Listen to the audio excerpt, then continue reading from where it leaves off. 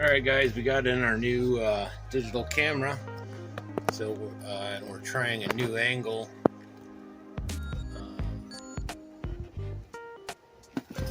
for the bench. We'll work it out. Hopefully you don't see too much of my junk.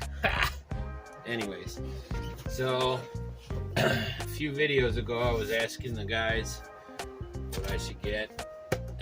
I was looking at the EK7000. Everyone said these are the ones to get. It was I might have mentioned before, it's V50 and Bravo 4, and they all seem like really good cameras. I didn't want any of the front video features. I don't like wasting that. I know that's a cost for the manufacturing, so I went with the one with a few more features, the V50. So we'll open it up and we'll test it out. So hopefully this means my video content might be a little bit better, guys. It'll have a stabilization in it. That's the biggest thing, is I have no stabilization. So, but here we go. Little hole to pull it out at the bottom. That's kind of nice. Boxes. Show you what's on there. Ain't a whole lot. I got a good deal on it. I'll put a link. I don't know if the deal is still going on or not. You know how that goes. It's pretty cool. Let's fold it up. Take out the silicone rubber. That's this part here. And,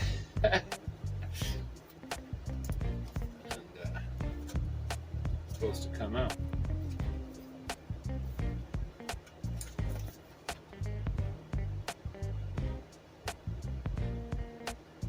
Okay.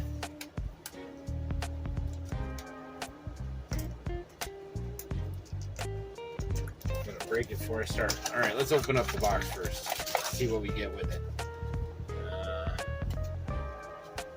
Nice little instructions, startup guide. I'll walk through that later and give an actual review to it. This is my fourth camera.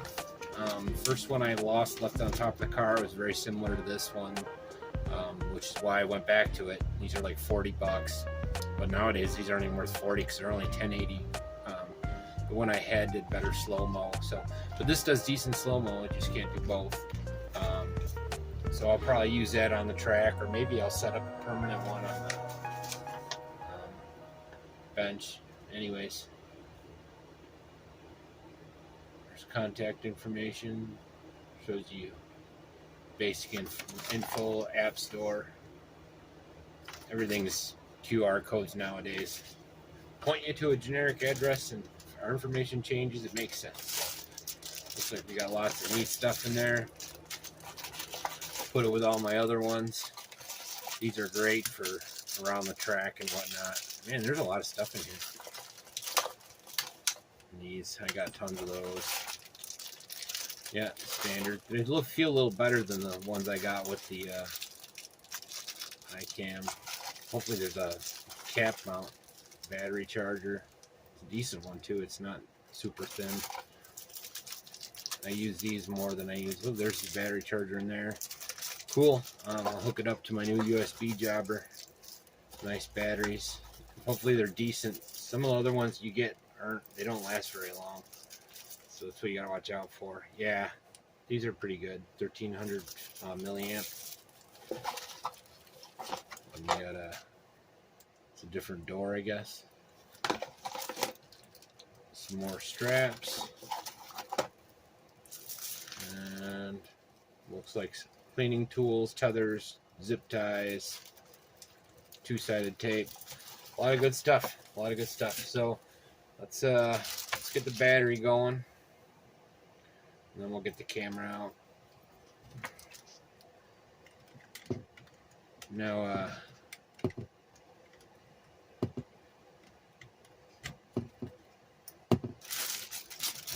where'd it go?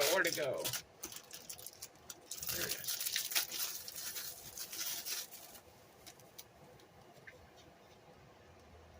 Huh. Oh, that's That's for the, this is the right one. We're using their cord. That other cord was for the D12. I just got done a couple days ago doing that review.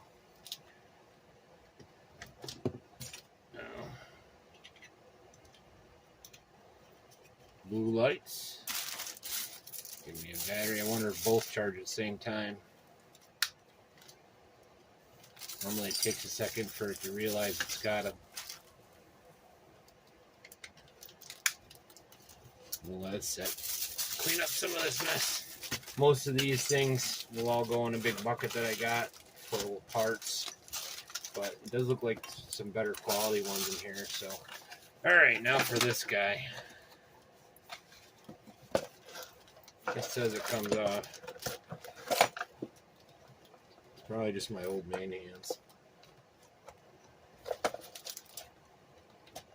I don't want to break it.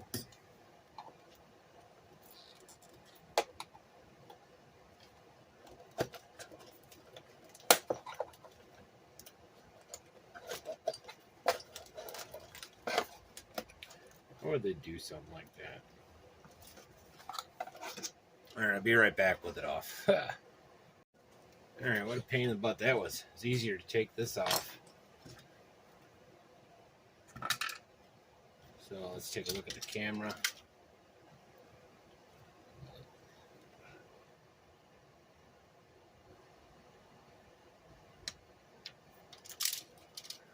Do the other one.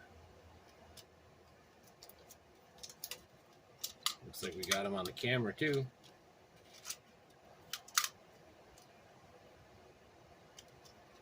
And that is sealed. This one supposedly has a deeper depth than the other ones too. So that's cool. So comparison. And then I got a cheapy $20 one. This is only does AVI. It's useless for doing videos. AVI is so uncompressed it just doesn't function. And this works really good. They're MPEG. You know, I've been using it. This is what I've been doing 90% of my all my head cam shots with. So, but we'll see how this one goes. Hopefully this one's in better. You know, let's see if I got a little better light. I'm not sure if there's a battery in here. There's your battery tray. It looks like these are charged. They're not blinking, so we'll stick one in and see what happens. It's got like a rubbery coating on it. It's kind of nice. It's kind of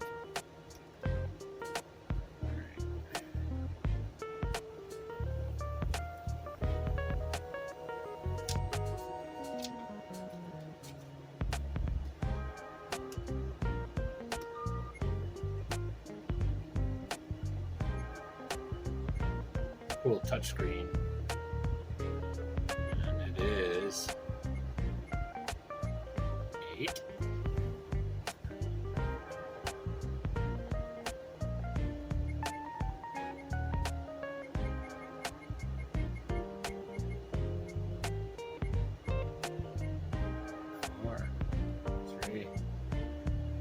I'll just say it's maybe close enough. I think it's like 820. 823.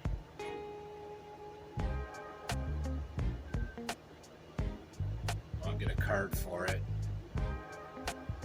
But that's cool. Resolution. These are different modes. It's got a 60 frames per second 2K mode. Now I rip in 1080, so 1080 60 frames per second is probably fine for me, but I'm going to film in 4K 30 frames per second. I heard these are some funny ones. There's not a real big value add in 2700. That's what they use in the movie industry. So it's 23 by something like that.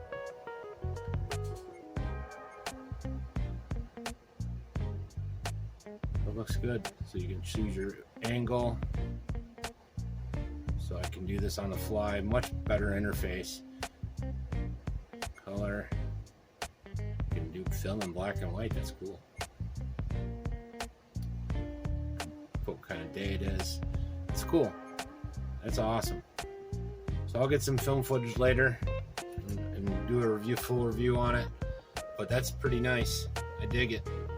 Got your standard, just like all the other ones. If you've got one of these, you can use one of these. It's the same setup. You know, even the cheap $20 ones do the same thing. Here's a cheap $20 one, same setup. But obviously it'll be better because I've had cards stick in these. So it's definitely sturdier and not worried about it dropping. So I got all the goodies too with it. So anyways, hope you guys dig. You'll be seeing some footage of it soon. Like and subscribe and all that. New angles, a new angle on the camera there too. So testing a few things out. We'll see. All right, hope you guys enjoyed. You take it easy. Peace.